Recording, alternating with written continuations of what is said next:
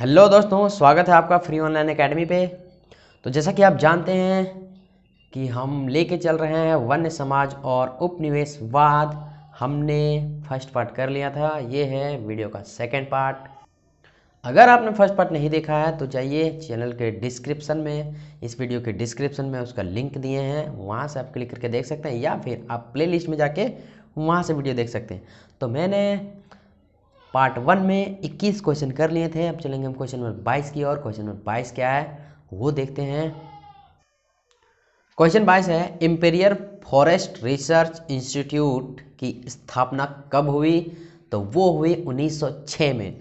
अब देखिए हमको याद इसको रखना है, याद कैसे रहेंगे? तो देखिए 19 आपको कॉमन है। Imperial forest research search institute की स्थापना कब हुई? तो यहाँ पर एक बात आप नोट कीजिए कि भारतीय अधिनियम 1865 और भारतीय वन सेवा 1864 में हुए थे, मैंने पिछले वीडियो में पढ़ाया है।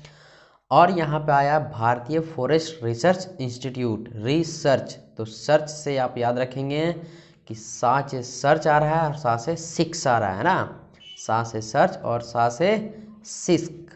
तो आप इसको आशा करते हैं इससे रिलेट करके आप इसे याद रख सकते हैं।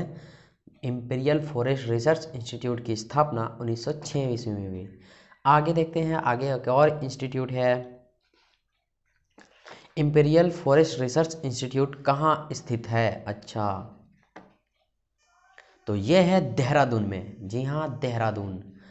तो अगर आपको ये सब वर्ड याद करने में प्रॉब्लम होती है तो आप हमें कमेंट कीजिए, मैं आपको उसमें जवाब दूंगा, या फिर ट्रिक चाहिए तो आप उसके लिए भी कमेंट कर सकते हैं। क्वेश्चन नंबर 24 है, क्वेश्चन नंबर 24 देखते हैं। क्वेश्चन 24 में हमारे कुछ नोट दिए गए हैं। क्या नोट है पढ़ते हैं। सन 1865 के वन अधिनियम के लागू होने के बाद इसमें 2 बार संशोधन किए गए। संशोधन का मीन्स सुधार होता है।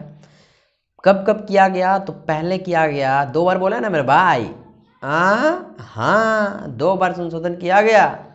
तो पहला संशोधन 1878 में और दूसरा जो संशोधन है वो 1927 में किया गया। आगे कुछ और बोला गया। 1978 वाले अधिनियम में जंगलों को 3 श्रेणियों में बांटा गया। हाँ, 3 श्रेणियों में बांटा गया। तो इससे एक क्वेश्चन बन सकता है। सबसे पहला क्वेश्चन कि कितने बार संशोधन हुए? तो लिखेंगे आप 2 बार। और बोलेगा कब कब हुआ? तो पहला क्वेश्चन 1978 में हो जाएगा आंसर, और दूसरा का आंसर हो जाएगा 1927 में। तो आप नोट कर लीजिए कि इस टाइप के कैसे प्रश्न बन सकते हैं। यहाँ पे बन सकते हैं कि 1978 वाले अधिनियम में जंगलों को कितने श्रेणियों में बांटा गया? तो आप याद रखेंगे 3 श्रेणियों में। कौन कौन श्रेणी है देख लेते हैं। आरक्षित वन, सुरक्षित वन, ग्रामीण वन। तो आप इसको याद रखेंगे, आप आशा करते हैं। बेटा जो क्वेश्चन अभी मैंने पढ़ाया है ना, वो देखिए यहाँ से पॉइंट से निकाले हैं मैंने, है ना। आपको मैं दिखाता हूँ, देखिए ये जो आपको पॉइंट्स दिख रहे हैं यहाँ पे नोट कीजिए। आप लोग को तो बुक पढ़ना नहीं है, आपको तो सिर्फ शॉर्ट में निकालना है। बेटा अभी पढ़ लो, ठीक है, अभी टाइम है आपके पास। माँ बाप ने जो आपसे उम्मीद लगा रखी है उसको टूटने मत दो, ठीक है। अभी अभी आपका उम्र है पढ़ने का, पढ़ लो। घूमना फिरना धोखा है, पढ़ लो बेटा, अभी मौका है।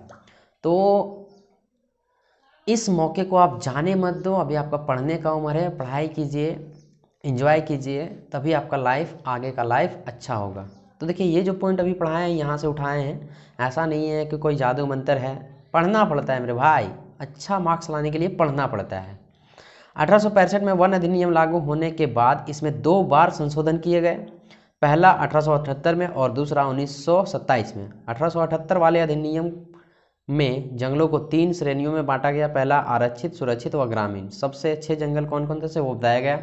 तो यहाँ पर बात यह है कि बिना पढ़े आप कुछ नहीं कर सकते हैं, ठीक है। अगर आप चाहेंगे बिना मेहनत के आपके पास रुपया पैसे आ जाएंगे, बिना भोजन पकाए आप खाने लगेंगे, तो वो नहीं हो सकता है, ठीक है। पढ़ना है तो पढ़ाई अच्छे से कीजिए, वरना पढ़ाई छोड़ दीजिए और काम धंधे पे लग जाइए, वो बेटर होगा आपके लिए। मैं यहाँ पे आपको पढ़ने के लिए भी नहीं बोल रहा हूँ, बस थोड़ा सा आपको रिवाइंड करने के लिए बोल रहा हूँ, ताकि जो न्यूमेरिकल क्वेश्चन इसे मैं खींच के लाता हूँ वो आपको पता चल सके वो कहाँ से आ रहे हैं। बाकी बात तो आपकी मर्जी, आप तो खुद ही समझदार हो। अगला क्वेश्चन चलते हैं।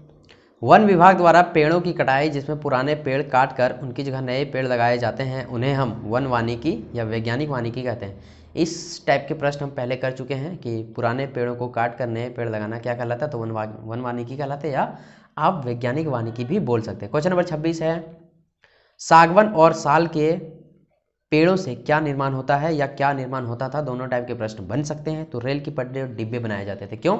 क्योंकि ये लकड़ी बहुत ही टिकाऊ और मजबूत हुआ करती है। क्वेश्चन नंबर आगे बढ़ते हैं। क्वेश्चन नंबर 27 है, 1875 से 1925 की अवधि तक कितने चीतों को मारा गया। तो ये देखिए 80,000 चीतों को मारा गया, और इन्हीं के बीच भेड़िए और बाघों को भी मारा जाता है। तो उस पर भी क्वेश्चन बनते हैं, जो कि आगे है। यहाँ पे सबसे पहला है कितने तेंदुओं को मारा गया।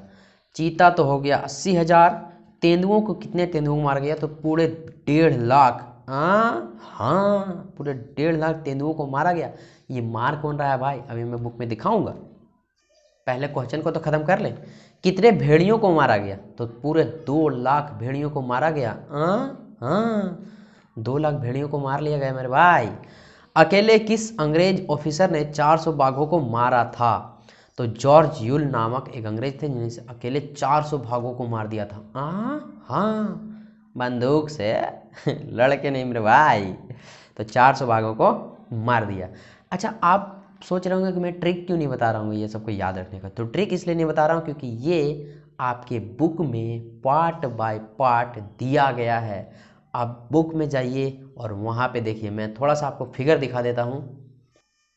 देखिए यहाँ पे चीतों को मार कर लेटाया गया है। तो एक फिगर ये आपको दिखा गया है, नेपाल में शिकार के बाद नेपाल में ये मारा गया। ये अंग्रेजों के द्वारा मारा गया था। क्यों? इनका मानना था कि हिंदुस्तान को सभ्य बनाएंगे, खतरनाक जानवरों को मारकर हिंदुस्तान को सभ्य बनाएंगे। लेकिन मेन मकसद था इसका रुपया पैसा कमाना है। इसके खालों को बेच कर उधेड़ कर, बहुत सारे खालों को कार्य में लाकर, उद्योग में लाकर उससे पैसा कमाना। तब आगे क्वेश्चन में बढ़ते हैं। अब बुक में ये पूरा दिया हुआ है, देखिए आप यहाँ पे देख सकते हैं। लीजिए मैं दिखा देता हूँ आपको। ये देखिए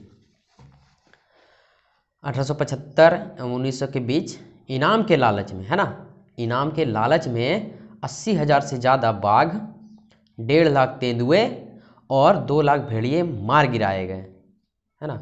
और यहाँ पे देखिए अकेले जॉर्ज यूल नामक अंग्रेज ऑफिसर ने 400 बाघों को मारा था, सिर्फ इनाम के लालच में, पैसे के लालच में। कितने निर्दयी और क्रूर व्यक्ति रहे होंगे ये अंग्रेज लोग उस समय, सो आप अंदाज़ा लगा सकते हैं। 2 लाख भेड़िए कम नहीं है, 80,000 बाघ कम नहीं है, 1.5 लाख तेंदुए कम नहीं है, 400 बाघ यहाँ अकेले मार के गिरा देता। क्यों? सिर्फ इनाम के लालच में। बंदूक से मार रहा है, कोई बहादुरी नहीं कर रहा है, ठीक है। तो अगला जो क्वेश्चन है, क्वेश्चन नंबर 31, इजारेदारी का अर्थ क्या है। इजारेदारी का अर्थ होता है एकाधिकार। बस्तर कहाँ स्थित है? बस्तर छत्तीसगढ़ के दक्षिण छोर पर स्थित है। तो ये सब बुक में आपको मिलेगा। अब वीडियो आया होगा समझ में तो कर दीजिए लाइक, नहीं आया समझ में तो कर दीजिए डिसलाइक। अगर आपका कोई सवाल है तो कमेंट बॉक्स से आप कमेंट करके हमसे पूछ सकते हैं। और मिलते हैं अगले वीडियो में। Bye bye.